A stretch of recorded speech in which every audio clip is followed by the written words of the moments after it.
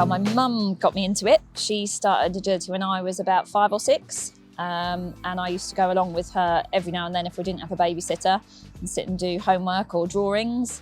And then I actually got my first dog when I was 15. So I started competing when I was about 16, 17. And yeah, done it ever since.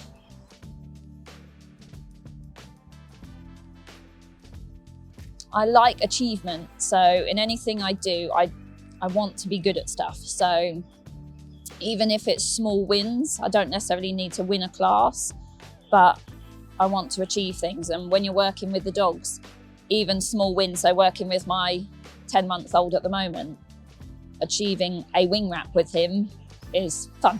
And I like the progress. So that's what I like. And I am quite competitive, so that helps as well.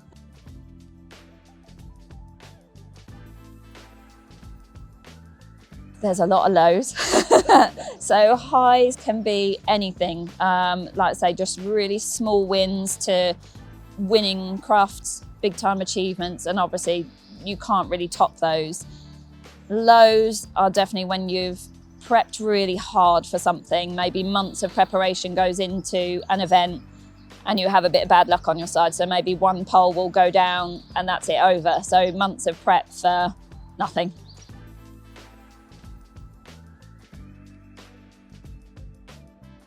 Yes, with Vespa.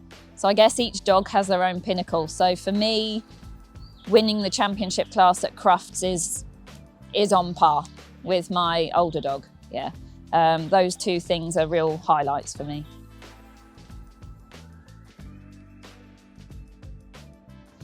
I've had a variety. So I started with a very nutty working Cocker Spaniel, who took me to Crufts. I don't know how we got there, but she took me to Crufts.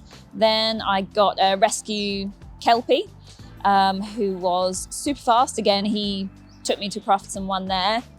And then I had my first Border Collie, Neo, who got me onto Team GB, which was really exciting. He was quite sensitive, so very, very different to the first two.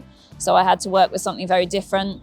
And then obviously Vespa, who has been incredibly hard work, but it's paying off. I now have my young working Cocker Spaniel, who again is very sensitive, and I'm now back to Border Collie, who is 10 months old. So, and again, he's intense, is the best word to describe him. Yeah, I think my first thing is I have to be able to live with them. So my dogs are my pets, first of all. So I need something that I can live with, and that my husband can live with. So they're not gonna be disowned if they can't do agility. So they're gonna be there for life. So it's a long life, hopefully. So my top thing will always be temperament. Temperament of the parents and hopefully wider family if you know it. And then obviously, yeah, if they've got those kind of nice conformations and the rest of the family have good health scores, all those sorts of things, then yeah, my first couple of dogs, no, because I didn't really know any different. So they were just luck. Obviously one was a rescue, but now certainly, yeah, you'll look a little bit more at lines and maybe what family members are doing, so.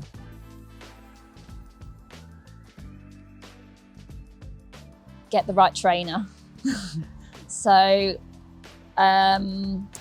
there's a Facebook page called Agility Net, and that would be the best place to ask for a decent trainer in your area. There are a lot of fantastic trainers now. So many train with external trainers, like I said, coming in from abroad to really bring in modern but safer training.